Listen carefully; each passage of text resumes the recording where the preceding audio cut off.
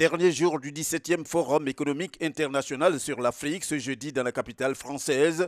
Le vice-président de la République de Côte d'Ivoire, Daniel Kablan-Duncan, à Paris pour représenter le président de la République, Alassane Ouattara, n'a pas du tout chômé avec sa participation à une réunion tant attendue.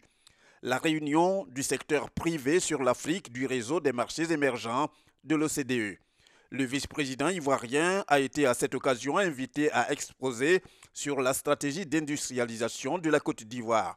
Actuellement, l'industrie représente 30% du PIB donc, de la Côte d'Ivoire. Il était de 25% jusqu'en 2014. Et notre objectif, c'est de faire en sorte que l'industrie représente 40% du PIB de la Côte d'Ivoire en 2020, qui est l'objectif qui sont fixés. Mais pour ça, il faut travailler sur 5 axes principaux au niveau donc, des secteurs industriels. Le premier axe qui concerne donc l'agro-industrie, qui est le premier élément, c'est-à-dire la transformation des produits comme le café, le cacao, l'anacarde, le palmier à huile, etc., c'est-à-dire les produits d'exportation agricole principaux. Notre objectif, c'est de transformer 50% de ces produits d'ici la période selon les produits 2020-2030. Ça, c'est le premier élément du secteur industriel.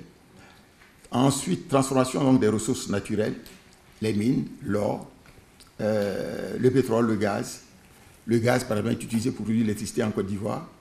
On pourra en parler. Par exemple, on a beaucoup de centrales thermiques au niveau de la Côte d'Ivoire qui représentent ces ressources, 65% de la production d'électricité en Côte d'Ivoire, qui est autour de 2000 MW. Nous allons passer à 4000 MW donc, en 2020.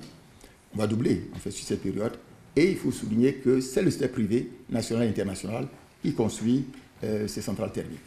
Outre cette réunion, il y a eu plusieurs autres rencontres avec le vice-président Daniel Kablan-Duncan, des rencontres d'affaires de type bilatéral qui ont été une fois de plus pour lui l'occasion de faire face à ses interlocuteurs successifs, la promotion de la destination Côte d'Ivoire.